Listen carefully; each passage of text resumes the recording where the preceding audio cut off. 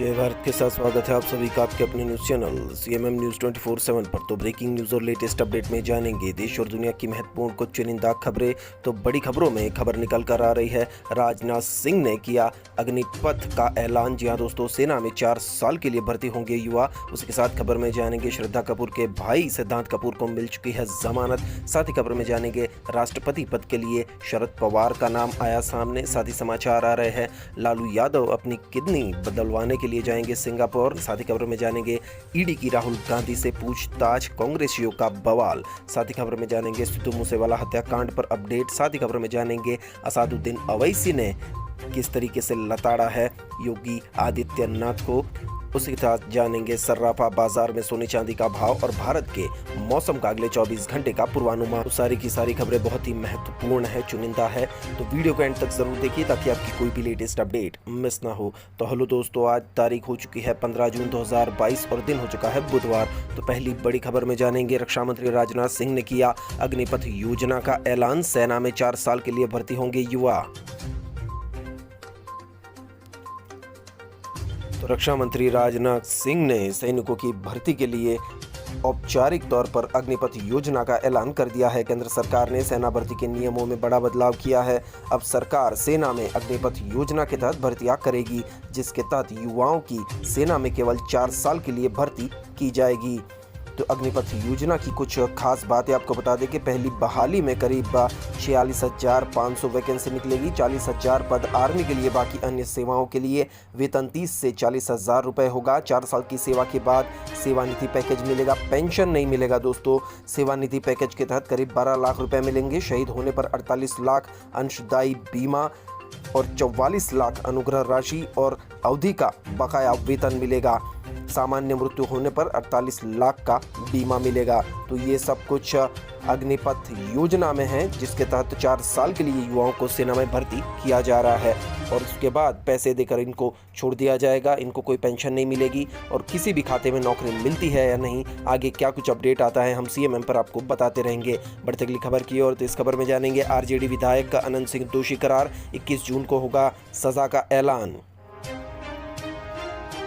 तो पटना की MP MLA court ने मोकामा के बाहुबली आरजेडी विधायक अनंत सिंह को AK-47 और हैंड ग्रेनेड बरामद की मामले में दोषी करार दिया है। अदालत 21 जून को सजा का ऐलान करेगी। पुलिस ने विधायक अनंत सिंह के पटना के बाढ़ प्रखंड के लदमा गांव स्थित पैतृक आवास पर 2019 में छापेमारी की थी। इस छापेमारी में पुलिस ने AK-47 राइफल, हैंड ग्रेनेड और कारतूस बरामद किया था। देखते अगले समाचार। इस समाचार में जानेंगे, राहुल गांधी से ईडी की पूछताछ जारी, कांग्रेस कार्यकर्ता कर रहे हैं प्रदर्शन। तो कांग्रेस नेता राहुल गांधी से सोमवार को ईडी ने पूछताछ की थी। फिर ईडी ने उन्हें पूछताछ के लिए कल बुलाया था। सूत्रों से मिली जानकारी के मुताबिक सोमवार को राहुल गांधी से पूछताछ पूरी नहीं हो सकी है, इसलिए आज फिर राहुल गांधी को बुलाया जाएगा। आपको बता दें कि ईडी द्वारा ये पूछताछ नेशनल हेराल्ड से जुड़े कथित धन शोधन मामले में की जा रही है। बढ़ते अगले समाचार की और इस न्यूज़ अपडेट में जानेंगे, मोदी सरकार का बड़ा ऐलान, अगले 1.5 साल में 10 लाख नौकरियां दी जाएगी। जी हाँ दोस्तों, अब ये जुमला है या सच में मोदी जी नौकरियां देते हैं, वो तो देखने की बात है। अवैसी ने तो इसको जुमला कहा है और राहुल गांधी ने भी उसको जुमला करार दिया है। तो सरकारी नौकरी का इंतजार कर रहे युवाओं का सपना जल्दी पूरा होने की उम्मीद है, क्योंकि मोदी जी ने सरकारी नौकरियों को लेकर बड़ा ऐलान किया है। अब इनका ऐलान कितना खरा उतरता है हम आपको सीएमएम पर जरूर बताएंगे। बढ़ते अगले समाचार की ओर। तो इस समाचार में जानेंगे, राजस्थान में आरक्षण आंदोलन भड़का, लाठियों के साथ बैठे लोगों ने जाम कर दिया नेशनल हाईवे 21। भरतपुर में इंटरनेट हो चुका है ठप। तो राजस्थान में आरक्षण की मांग को लेकर आंदोलन शुरू हो गया है।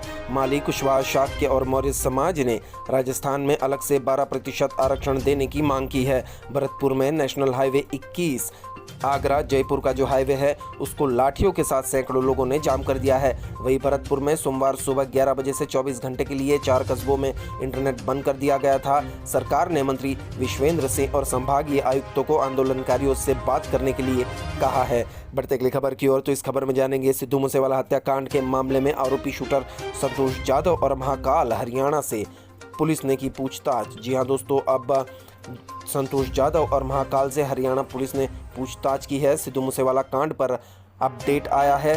हरियाणा पुलिस के एक दल ने महाराष्ट्र के पुणे में पंजाबी गायक सिद्धू मूसेवाला की हत्या के मामले में आरोपी शूटर संतोष जाधव और सिद्धेश कांबले उर्फ महाकाल से कुख्यात गैंगस्टर विक्रम बराड़ के बारे में पूछताछ की है।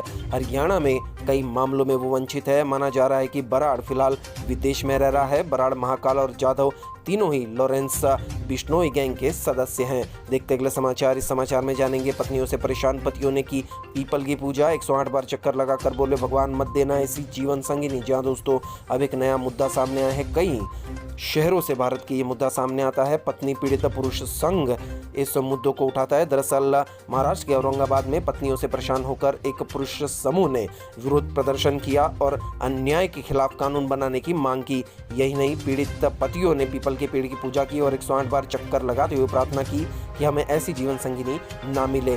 तो पत्नी पीड़ित आश्रम में ये पूजा हुई। कानून का डर दिखाकर प्रताड़ित जो किया जाता है पुरुष समाज को, उसकी भी उन्होंने बात की है। बढ़ते अगली खबर की और इस खबर में जानेंगे, श्रद्धा कपूर के भाई सिद्धांत कपूर को मिली बेल। ड्रग्स केस में लिया गया था हिरासत में। तो बॉलीवुड एक्ट्रेस श्रद्धा कपूर के भाई और शक्ति कपूर के बेटे सिद्धांत कपूर को कथित तौर पर ड्रग्स लेने के आरोप में 13 जून को गिरफ्तार किया गया था। अब उन्हें जमानत पर रिहा कर दिया गया है। सिद्धांत कपूर को बेंगलुरु में एक रेव पार्टी में हिरासत में लिया गया था और बाद में मेडिकल रिपोर्ट में उनके ड्रग्स के सेवन की पुष्टि होने के बाद उन्हें गिरफ्तार कर लिया गया था। उसके साथ गिरफ्तार किए गए अन्य 4 लोगों को थाने की जमानत पर रिहा किया गया है। जब उन्हें दोबारा बुलाया जाएगा तो पुलिस के सामने उन्हें पेश होना पड़ेगा। बढ़ते अगले समाचार की और इस समाचार में जानेंगे, प्रेसिडेंशियल इलेक्शन के बारे में। संयुक्त विपक्ष के उम्मीदवार होंगे क्या शरद पवार? सियासी गलियारों में हलचल बढ़ी है। जी हाँ दोस्तों, शरद पवार का नाम निकल कर आ रहा है सियासी गलियारों से। राष्ट्रपति पद के उम्मीदवार के खातिर राष्ट्रपति चुनाव को लेकर विपक्षी दलों के बीच बैठक का सिलसिला जारी है। 18 जुलाई को होने वाले राष्ट्रपति चुनाव के लिए उम्मीदवार के नाम पर मंथन चल रहा है। प्रेसिडेंट इलेक्शन के लिए दोस्तों इसी बीच मीडिया रिपोर्ट्स की माने तो विपक्षी दलों की बैठकों में एनसीपी सुप्रीमो शरद पवार के नाम पर चर्चा हो रही है। हालांकि इस संबंध में अभी तक खुलकर कुछ भी नहीं कहा गया, लेकिन यह माना जा रहा है कि अगर विपक्षी दलों के बीच सहमति बनती है तो शरद पवार को संयुक्त विपक्ष की ओर से राष्ट्रपति पद का उम्मीदवार बनाया जा सकता है। बढ़ते अगली न्यूज अपडेट की और इसमें जानेंगे, ममता सरकार ने बंगाल में न्यूज चैनलों के प्रसारण पर जारी की एडवाइजरी। केबल ऑपरेटरों को भी दी सलाह। ममता सरकार ने पश्चिम बंगाल के सभी MSO और केबल ऑपरेटरों को एडवाइजरी जारी की है, जिसमें कहा गया है कि सैटेलाइट टीवी चैनल समाचारों और घटनाओं के कवरेज को इस तरह से प्रसारित कर रहे हैं जो भ्रामक, सनसनीखेज और सांप्रदायिक स्वर लाते हैं, जिनसे राज्य में शांति भंग होने की संभावना है। केबल ऑपरेटरों को भी सलाह दी है। इसमें कहा गया है कि राज्य सरकार सभी MSO और केबल ऑपरेटरों को सलाह देती है कि जो अलग अलग प्राइवेट सैटेलाइट टीवी चैनलों के इस तरह के समाचार और कार्यक्रम प्रसारित कर रहे हैं, ऐसी किसी भी सामग्री को प्रसारित करने से तुरंत बचना चाहिए, जो उपर्युक्त केबल टेलीविजन नेटवर्क अधिनियम 1995 का उल्लंघन करती है। तो अगली खबर में जानेंगे, यूपी में बुलडोजर कार्रवाई के खिलाफ सुप्रीम कोर्ट पहुंचा जमीयत उलेमाए हिंद, अधिकारियों के खिलाफ एक्शन की मांग। जी हाँ दोस्तों, अवैध तरीके से योगी सरकार लोगों के मकान तोड़ रही है, जो कि कानून के बिल्कुल भी खिलाफ है। तो उत्तर प्रदेश में उपद्रवियों के खिलाफ जारी बुलडोजर की कार्रवाई को लेकर जमीयत उलमाए हिंद ने सुप्रीम कोर्ट का रुख किया है। जमीयत उलमाए हिंद ने कोर्ट से यूपी सरकार को निर्देश देने की मांग की है। सुप्रीम कोर्ट से मांग की है दोस्तों कि किसी भी कानूनी प्रक्रिया का पालन किए बिना और कोई विध्वंस की कार्रवाई न की जाए। बढ़ते अगली खबर की और इस खबर में जानेंगे, हैदराबाद में बड़े प्रोटेस्ट की तैयारी। AIMIM को किया गया साइड, 35 पार्टियां, धार्मिक संगठन होंगे शामिल। हैदराबाद में एक बड़े प्रोटेस्ट की तैयारी हो रही है।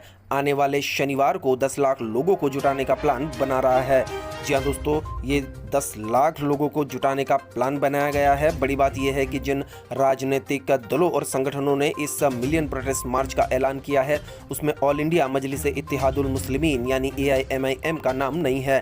तहरीक मुस्लिम शाबान नाम की पार्टी ने इस मिलियन प्रोटेस्ट मार्च का ऐलान किया है। रविवार को पार्टी ऑफिस में इस सिलसिले में 4 घंटे तक बैठक चली, जिसके बाद ये तय किया गया कि शनिवार 18 जून को धरना चौक से 1 मिलियन मार्च प्रोटेस्ट का आयोजन किया जाएगा। तो 35 पार्टियां और धार्मिक संगठन इसमें हिस्सा लेने वाले हैं। इस मिलियन मार्च प्रोटेस्ट के मुख्य आयोजक तहरीक मुस्लिम शाबान पार्टी के अध्यक्ष मुश्ताक मलिक के मुताबिक इस प्रोटेस्ट में PFI SDPPI, TRS, कांग्रेस, आम आदमी सहित तकरीबन 35 पार्टियां और धार्मिक संगठन हिस्सा लेंगे। मुश्ताक का कहना है कि AIMIM इस प्रोटेस्ट में शामिल नहीं किया गया है क्योंकि वो समाज को तोड़ने के RSS के एजेंडों पर काम कर रहा है। बढ़ते अगली खबर की ओर, इस खबर में जानेंगे कश्मीरी पंडितों ने फिर शुरू किया प्रदर्शन, घाटी से बाहर ट्रांसफर किए जाने की मांग की।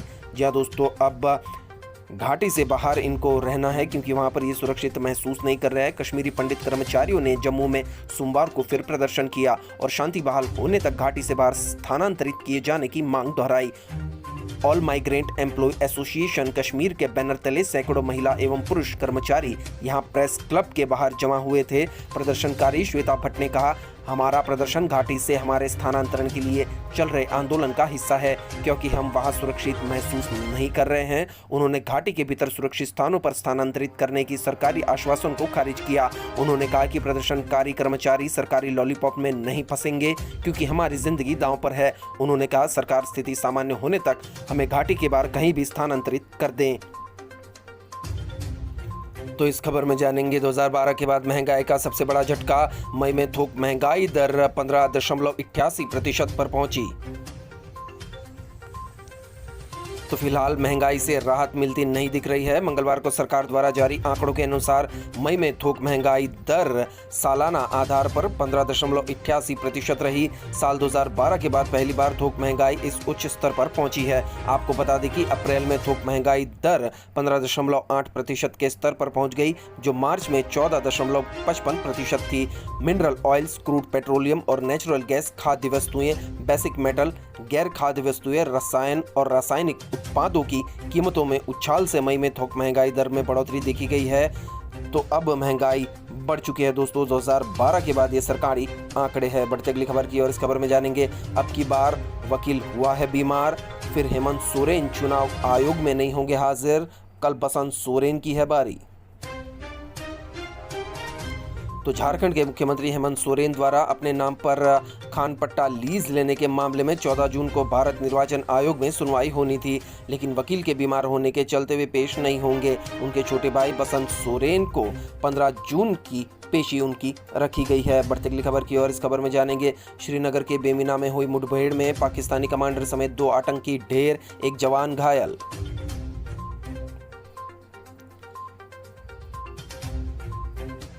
तो जिले के बाहरी क्षेत्र बेमिना में सोमवार देर रात सुरक्षा बलों ने एक मुठभेड़ में पाकिस्तानी कमांडर अब्दुल्ला गोजरी और लश्कर के स्थानीय कमांडर मुसैब समेत 2 आतंकियों को मार गिराया। इस दौरान पुलिसकर्मी भी गंभीर रूप से जख्मी हो गया। मारे गए दोनों आतंकी श्री अमरनाथ यात्रा पर हमला करने बीते माह कश्मीर में घुसपैठ करने वाले लश्कर के 3 सदस्यीय आत्मघाती दस्ते में शामिल थे।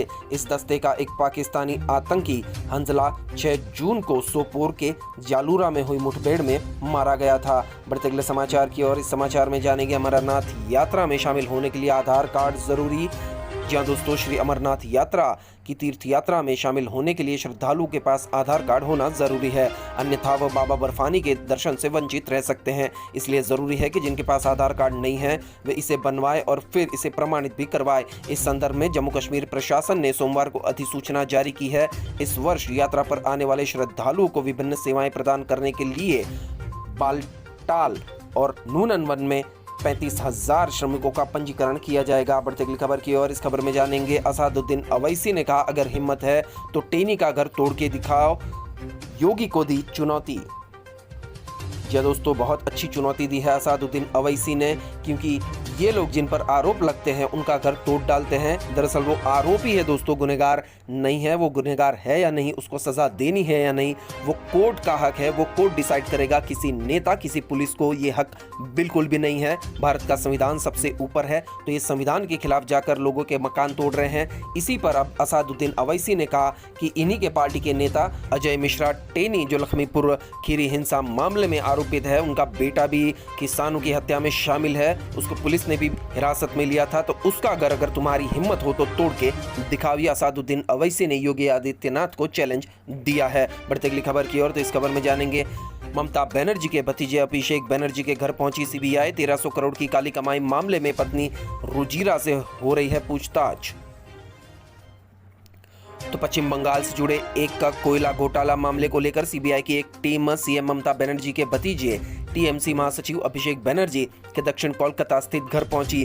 टीम ने घोटाले को लेकर अभिषेक बनर्जी की पत्नी रुजिरा बनर्जी से पूछताछ की। अब तक जांच में 1300 करोड़ रुपए की काली कमाई के लेन देन का संकेत मिला है। इसमें बड़ा हिस्सा राज्य के प्रभावशाली लोगों के विदेशी बैंक खातों में जमा हुआ है। देखते अगले समाचार। इस न्यूज अपडेट में जानेंगे, फ्लाइट में सीएम पिनरई विजयन पर हमले का आरोप, सीपीएम सांसद ने की जांच की मांग। तो केरल के सीएम पर हमला हुआ है, ऐसी खबरें आ रही है। सोना तस्करी मामले में केरल के मुख्यमंत्री पिनरई विजयन का नाम सामने आने के बाद कांग्रेस लगातार उनको घेर रही है। उनको अब फ्लाइट में भी दिक्कतों का सामना करना पड़ रहा है। केरल के सीपीएम सांसद डॉक्टर शिवदासन ने गंभीर आरोप लगाते हुए कहा है कि उन पर फ्लाइट में हमला हुआ है। उन्होंने डीजीसीए के महानिदेशक को पत्र लिखकर केरल के सीएम पिनरई विजयन पर 13 जून को कन्नूर से तिरुवनंतपुरम की उड़ान के दौरान हमले का आरोप लगाया। उन्होंने मामले की जांच और कड़ी कार्रवाई की भी मांग की है। देखते अगली न्यूज अपडेट। इसमें जानेंगे, राष्ट्रपति चुनाव से पहले ममता बनर्जी का बड़ा प्लान, दिल्ली में करेंगी बैठक, विपक्ष को कर सकती है एकजुट। तो देश के सबसे बड़े संवैधानिक पद राष्ट्रपति के लिए 18 जुलाई को मतदान होगा, लेकिन इससे पहले राष्ट्रपति चुनाव को लेकर देश की राजनीति गर्मा गई है। पश्चिम बंगाल के मुख्यमंत्री और टीएमसी सुप्रीमो ममता बनर्जी राष्ट्रपति चुनाव को लेकर विपक्ष को एकजुट करने के लिए 15 जून को यानी आज दिल्ली में बैठक बुलाएगी।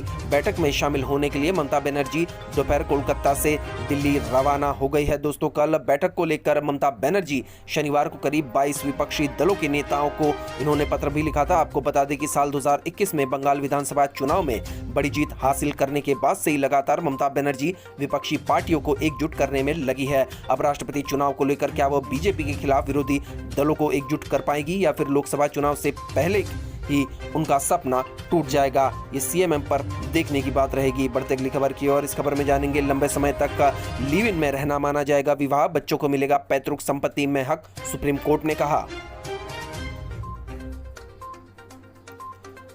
तो सुप्रीम कोर्ट ने सोमवार को एक मामले में फैसला सुनाते हुए कहा कि लंबे समय तक लिव इन रिलेशनशिप में विवाह की तरह अगर कोई रहता है तो ऐसे में बच्चे को भी संपत्ति में हिस्सा देना होगा। अगर कोई भी स्त्री पुरुष लंबे समय तक विवाह किए बिना लिव इन में रहते हैं, जिसे आजकल लिव इन रिलेशनशिप भी कहा जाता है, ऐसा कोर्ट ने कहा, तो ऐसे मामलों में कानूनन इसे विवाह के जैसा ही माना जाएगा, साथ ही संपत्ति में बच्चों का हक भी रहेगा। मुकदमे में अंतिम फैसला सुनाते हुए सुप्रीम कोर्ट ने कर्नाटक हाई कोर्ट के उस फैसले को भी पलट दिया जिसमें कहा गया था कि विवाह के सबूत के अभाव में एक साथ रहने वाले दंपत्ति स्त्री पुरुष का नाजायज बेटा या बेटी पैतृक संपत्ति में हिस्सा पाने का हकदार नहीं होता। तो इस फैसले को सुप्रीम कोर्ट ने पलट दिया है। अब लिव इन में रहने वाले लोग भी विवाहित अगर लंबे समय से रह रहे लिव इन में तो वो विवाहित माने जाएंगे। अगर उनका कोई औलाद होती है, बच्चा या बच्ची होती है, तो पैतृक संपत्ति में भी उनका हक जरूर होगा, उनको नाजायज नहीं माना जाएगा।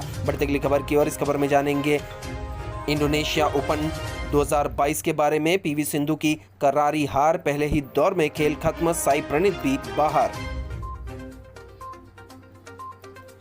2 बार ओलंपिक पदक विजेता पीवी सिंधु मंगलवार को चीन की ही बिंग जियाओ से सीधे गेम में हारकर इंडोनेशिया ओपन सुपर 1000 बैडमिंटन प्रतियोगिता के पहले दौर से बाहर हो गई है। 7वीं वरीयता प्राप्त सिंधु को महिला सिंगल्स में बिंग जियाओ से 14-21, 18-21 से हार का सामना करना पड़ा है। इस जीत से बिंग जियाओ का सिंधु के खिलाफ रिकॉर्ड 10-8 का हो गया है। बढ़ते अगली खबर की ओर। इस खबर में जानेंगे, किसी को मेरी चिंता नहीं। जी हां दोस्तों, इंटरनेट एक्सप्लोरर हमेशा के लिए होने जा रहा है आज से बंद। मीम्स की बौछार लोगों ने करी है। जी हां दोस्तों, इंटरनेट एक्सप्लोरर एक इंटरनेट ब्राउज़र है जिसके थ्रू सबसे पहले इंटरनेट को एक्सेस किया जा सकता था। ये वही सॉफ्टवेयर है जो बहुत से लोगों ने यूज़ किया है। जी हाँ दोस्तों, इंटरनेट एक्सप्लोरर, इस शब्द को कौन नहीं जानता। एक वक्त था जब इंटरनेट की दुनिया में इसे वेब ब्राउज़र की तूती बोला करती थी, लेकिन अब 11वें वर्जन इसके लॉन्च किए गए हैं। तो आज गूगल क्रोम और मोजिला ने इस दिग्गज वेब ब्राउज़र की जगह ले ली है।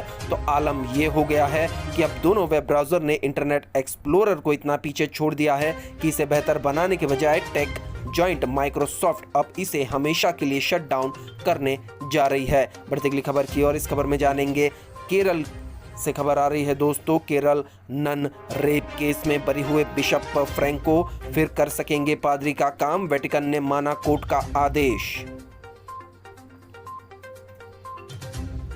तो केरल में हुए नन रेप मामले में वेटिकन ने एक नन की ओर से लगाए गए बलात्कार के आरोपों से जालंधर के पूर्व बिशप फ्रैंको मुवक्कल को बरी किए जाने संबंधी केरल की एक अदालत के आदेश को स्वीकार कर लिया है। इसके साथ बिशप फ्रैंको के पादरी संबंधी कर्तव्यों का दोबारा निर्वहन करने का रास्ता साफ हो गया है। एक गिरजाघर के सूत्रों ने रविवार को यह जानकारी दी। बिशप से केरल पुलिस द्वारा बलात्कार के आरोपों के संबंध में पूछताछ किए जाने के बाद पोप फ्रांसिस ने उन्हें पादरी से जुड़ी जिम्मेदारियों से सितंबर 2018 में अस्थायी रूप से मुक्त कर दिया था।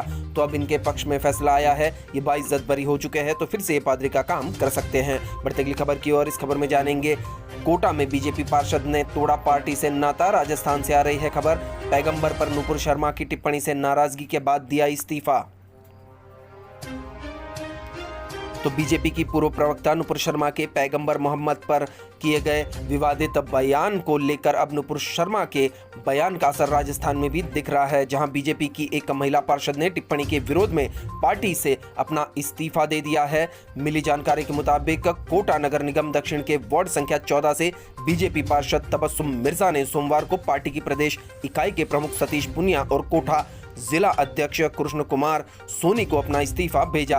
बता दें कि तबस्सुम मिर्जा करीब 10 साल पहले बीजेपी में शामिल हुई थी।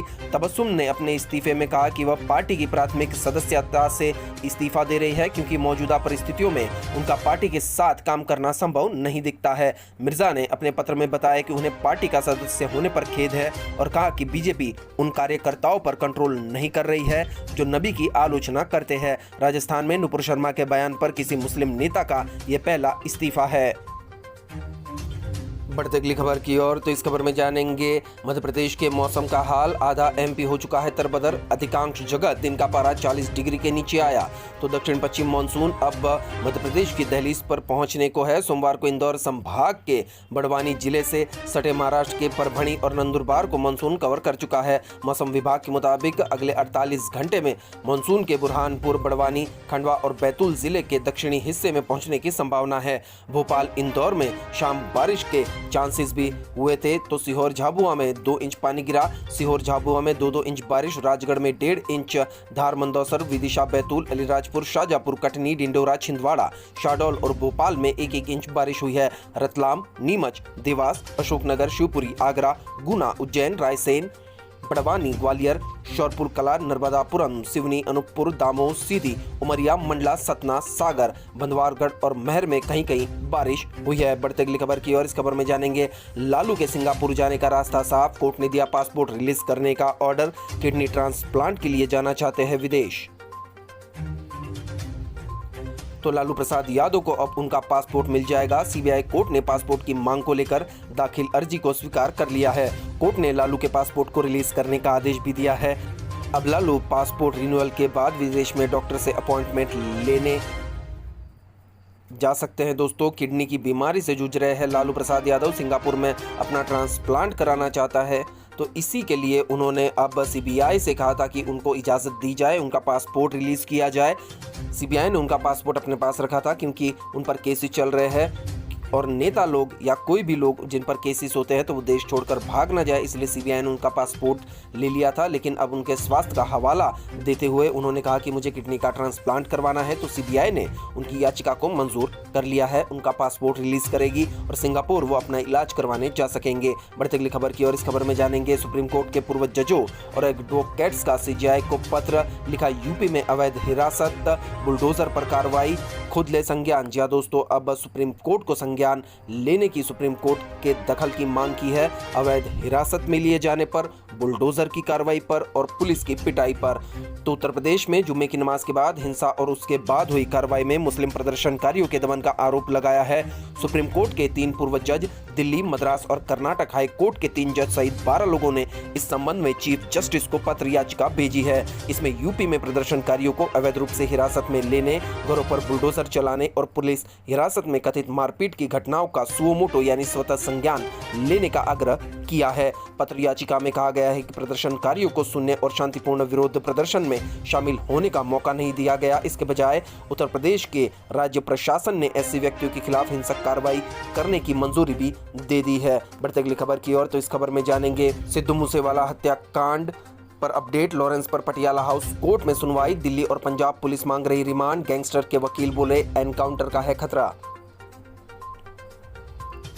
तो तिहाड़ जेल में बंद गैंगस्टर लॉरेंस के प्रोडक्शन वारंट पर पटियाला हाउस कोर्ट में तीखी बहस चल रही है। पंजाब पुलिस ने मूसेवाला हत्याकांड में लॉरेंस का प्रोडक्शन वारंट मांगा है। पंजाब पुलिस ने कोर्ट में गोल्डी बराड़, लॉरेंस गैंग और सचिन थापन की फेसबुक पोस्ट दिखाई। उन्होंने कहा कि लॉरेंस से पूछताछ जरूरी है क्योंकि उसी ने यह हत्या कराई है। इस मामले में लॉरेंस के वकील ने कहा कि पंजाब में लॉरेंस की जान को खतरा है, पंजाब पुलिस उसका एनकाउंटर कर सकती है, इसलिए प्रोडक्शन वारंट न दिया जाए। वहीं दिल्ली पुलिस लॉरेंस का और डिमांड मांग रही है। उनका कहना है कि अभी इस संबंध में पूछताछ बाकी है। देखते अगली न्यूज अपडेट। इसमें जानेंगे उत्तर कोरिया कभी भी कर सकता है परमाणु परीक्षण, उसे रोकना जरूरी। दक्षिण कोरिया से आया बयान। तो किम जोंग उन के नेतृत्व में उत्तर कोरिया एक और परमाणु परीक्षण करने की तैयारी में है। दक्षिण कोरिया के शीर्ष राजनयिक ने दावा किया उत्तर कोरिया ने एक नए परमाणु परीक्षण की तैयारी पूरी कर ली है और देश के शीर्ष नेतृत्व द्वारा लिए गए राजनीतिक निर्णय से इसे रोका जा सकता है। अमेरिका के विदेश मंत्री एंटोनी ब्लिंकन से बातचीत के बाद दक्षिण कोरिया के विदेश मंत्री पार्क जिन ने कहा कि उत्तर कोरिया अगर इस दिशा में आगे बढ़ता है तो उसे इसकी कीमत चुकानी होगी। बढ़ते अगली खबर की ओर। तो इस खबर में जानेंगे अफगानिस्तान में पैर पसार रहा है ये आतंकी संगठन, खौफ में है तालिबान। तो तालिबान के प्रवक्ता ने ISK के कमांडर के मारे जाने की जानकारी दी। 1 महीने पहले हुए बम धमाकों में भी ISK का ही हाथ था। तालिबान सरकार ISK को अपने लिए एक बड़े खतरे के रूप में देखती है। अफगानिस्तान की तालिबानी सरकार एक बार फिर से चर्चा में है। तालिबान और आतंकी संगठन इस्लामिक स्टेट खोरासान के बीच तनातनी बढ़ गई है। खबर है कि काबुल के बाग्रामी इलाके में तालिबान ने ISK के कमांडर को मार गिराया है। इसके अलावा तालिबान ने कमांडर के एक साथी को भी गिरफ्तार कर लिया है। देखते अगले समाचार। इसमें जानेंगे पैगंबर मोहम्मद पर टिप्पणी को लेकर हो रहे विवाद में कूदा चीन, जाने क्या कहा। तो पैगंबर मोहम्मद पर बीजेपी के 2 पूर्व नेताओं की कथित विवादास्पद टिप्पणी को लेकर चल रहे विवाद में अब चीन भी कूद गया है। उसने उम्मीद जताई है कि इस घटना से समुचित ढंग से निपटा जाएगा। चीन ने कहा कि वह मानता है कि विभिन्न सभ्यताओं, विभिन्न धर्मों को एक दूसरे का सम्मान करना चाहिए और बराबरी के स्तर पर साथ रहना चाहिए। बीजेपी के पूर्व नेताओं की ओर से की गई कथित टिप्पणी के खिलाफ हो रहे प्रदर्शन को लेकर सरकारी चीनी मीडिया द्वारा पूछे गए एक सवाल के जवाब में चीनी विदेश मंत्रालय के प्रवक्ता वांग वेनबिन ने कहा कि हमने प्रासंगिक खबरों पर गौर किया है। हमें उम्मीद है कि स्थिति से सही तरीके से निपटा जाएगा। बढ़ते अगली खबर की ओर। इस खबर में जानेंगे नुपुर शर्मा कंट्रोवर्सी पर एक और खबर के बारे में। प्रदर्शनकारियों पर कुवैत सरकार का बड़ा एक्शन, गिरफ्तार करके वापस भेजेगी अपने अपने देश। तो भारतीय जनता पार्टी की पूर्व प्रवक्ता नुपुर शर्मा के विवादित बयान के बाद मामला शांत होता नहीं दिख रहा है। अभी तक देश में ही तमाम जगहों पर उनके खिलाफ प्रदर्शन हो रहे थे, जिसमें कई जगह तो यह प्रदर्शन अत्यंत हिंसक हो गए। लेकिन अब खबर आ रही है कुवैत से कि वही कुवैत देश जिसने सबसे पहले नुपुर शर्मा के बयान पर भारत के राजदूत को तलब करके आपत्ति दर्ज कराई थी, इसी बयान का विरोध कर रहे भारतीयों समेत कई अन्य देश के लोग वहां रहते हैं दोस्तों, वहां काम करते हैं।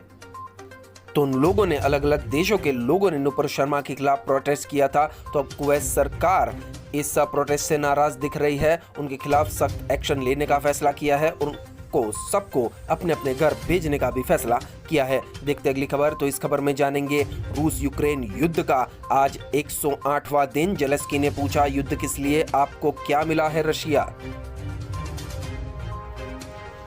तो रशिया यूक्रेन युद्ध के बीच जारी जंग अब जो है दोस्तों उसको 108 दिन हो चुके हैं। इसी बीच यूक्रेन के राष्ट्रपति व्लादिमीर जेलेंस्की ने अपने वीडियो संबोधन के दौरान कहा कि कोई नहीं जानता कि उनके देश में युद्ध कितने समय तक चलेगा, लेकिन यूक्रेनी सेना रूसी सैनिकों का पूर्वी यूक्रेन में मुकाबला कर उनके उम्मीदों पर पानी फेर रही है। जेलेंस्की ने कहा कि इस युद्ध से रशिया को क्या मिला है। बढ़ते अगली खबर की ओर। तब जानेंगे क्या है सर्राफा बाजार में सोने चांदी का भाव। तो भारतीय सर्राफा बाजार में मंगलवार के कारोबारी सप्ताह के दूसरे दिन सोने चांदी के दाम जारी कर दिए गए हैं। आपको बता दें कि मल्टी कमोडिटी एक्सचेंज पर चांदी के रेट्स कम हो गए हैं। 999 प्योरिटी वाला सोना 50,725 रुपए में मिल रहा है, जबकि 999 प्योरिटी वाली 1 किलो चांदी 60,164 रुपए की हो गई है। मालूम हो कि सोने चांदी के रेट्स दिन में 2 बार जारी किए जाते हैं, एक बार सुबह और एक बार शाम को। तो IB जेरेट्स.com के अनुसार 995 प्योरिटी वाला सोना 50,552 रुपए बिक रहा है और 916 प्योरिटी वाले गोल्ड की कीमत 46,464 रुपए हो गई है। 750 प्योरिटी वाले की बात करें 38,044 रुपए का हो गया है। इसके अलावा 585 प्योरिटी की बात करें 29,674 में मिल रहा है। 999 प्योरिटी वाली चांदी की बात करें तो 60,164 रुपए पर पहुंच गई है। तो अब जानेंगे क्या है अगले 24 घंटे का भारत के मौसम का पूर्वानुमान। तो अगले 24 घंटों के दौरान पूर्वोत्तर भारत, उप हिमालयी पश्चिम बंगाल और विदर्भ, गंगीय पश्चिम बंगाल, तेलंगाना, मराठवाड़ा, तमिलनाडु और केरल में हल्की से मध्यम बारिश के साथ कुछ स्थानों पर भारी बारिश संभव है। उड़ीसा, झारखंड के कुछ हिस्सों, बिहार, छत्तीसगढ़, पूर्वी मध्य प्रदेश, कर्नाटक, आंध्र प्रदेश, अंडमान निकोबार द्वीप समूह और लक्षद्वीप में हल्की से मध्यम बारिश हो सकती है। मध्य महाराष्ट्र, कोंकण और गोवा, पश्चिमी हिमालय, पश्चिमी मध्य प्रदेश और गुजरात में 1 या 2 स्थानों पर हल्की बारिश संभव है। बात करें पूर्वी राजस्थान की तो पूर्वी राजस्थान, पंजाब, हरियाणा, उत्तर प्रदेश के कुछ हिस्सों में धूल भरी आंधी और गरज के साथ छींटे पड़ सकते हैं। उत्तर ओडिशा, दिल्ली, झारखंड, दक्षिण पूर्व उत्तर प्रदेश की बात करें दक्षिण पश्चिम बिहार में अगले 24 घंटों में 1 या कई स्थानों पर लू की स्थिति बनी रह सकती है। तो इसी के साथ आज के ब्रेकिंग न्यूज़ और लेटेस्ट अपडेट यहीं समाप्त होते हैं। वीडियो को एंड तक देखने के लिए आप सभी का बहुत बहुत धन्यवाद। वीडियो अगर अच्छा लगा हो तो चैनल को लाइक कीजिए, शेयर कीजिए, सब्सक्राइब कीजिए ताकि आपकी कोई भी लेटेस्ट अपडेट मिस ना हो। मिलते अगली न्यूज़ अपडेट के साथ। आपका दिन खुशनुमा रहे। Thank you, take care, goodbye, जय भारत।